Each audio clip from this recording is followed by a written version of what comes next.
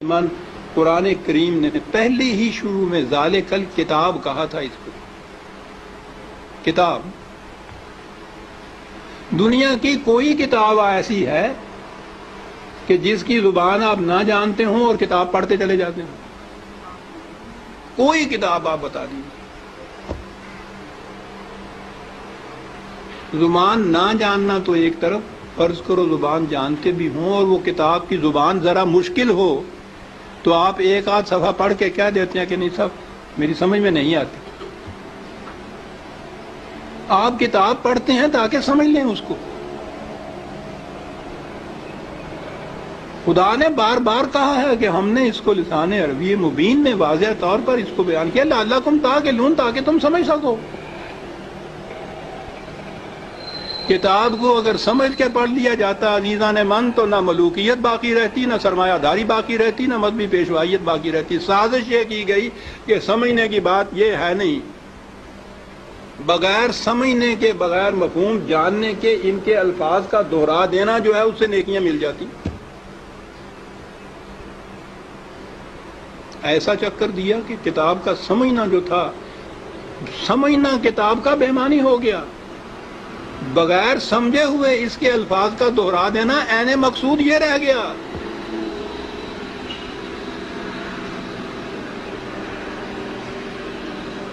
اعلیٰ سے اعلیٰ درجے کی کسی طبیب، حکیم کی، فلاسفر کی نسخوں کی کتاب، ہر مرض کا نسخہ جہاں لکھا ہو اس کے اندر، آپ اس کو سمجھے نہیں اس زبان کو اور وہ نسخے زبانی یاد کر لیں اور صبح اٹھ کے ان کو نسخوں کو رٹتے رہیں، شام تک بولتے رہیں.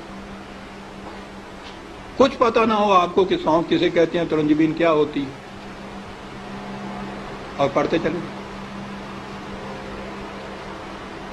کیا مرض کی شفا مل جائے گی اس طرح سے؟ اس کتاب کا مصرف مقصد پورا ہو جائے گا؟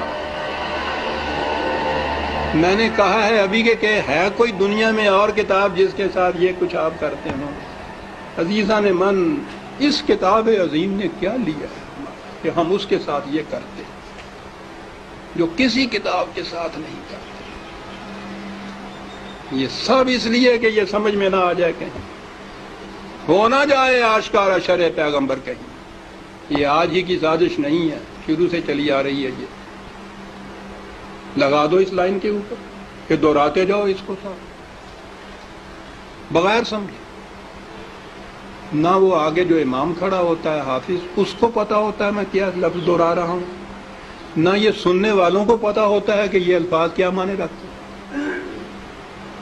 دونوں ہی مطمئن ہوتے ہیں کہ ثواب حاصل ہوتا ہے اس سے. اس کتاب کے ساتھ کیا کی تو ہم میں اور ان میں کیا فرق ہے جن کے پاس وہ کتاب نہیں ہے؟ فرق یہ ہے کہ ہم دوہرے مجرم ہیں. ہے بھی کتاب، اور کتاب کو اتنا، اس کو پڑھنا تو کہیں گے نہیں، پڑھنا تو پھر بھی وہ ناظرہ پڑھا جاتا ہے جو دہراتے ہیں. ناظرہ پڑھنا بھی تو یہی ہوتا ہے، الفاظ ہی ہوتے ہیں جن کو دہراتے ہیں ہم.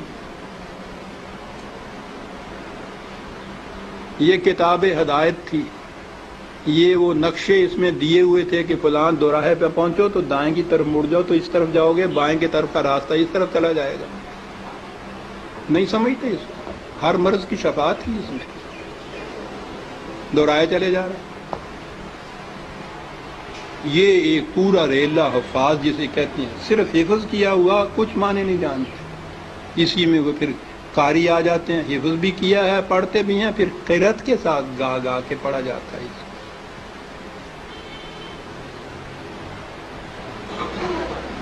قانون کی کتاب گا کے پڑھنے کی. قرآن میں یہ لکھا ہوا ہے کہ چوری کرنے والا عورت ہو، چوری کرنے والی ہو، جرم کے عوض میں اس کے ساتھ یہ سزا اس کو دو. اب اس کو آپ گاتے چلے جائیے قانون کو.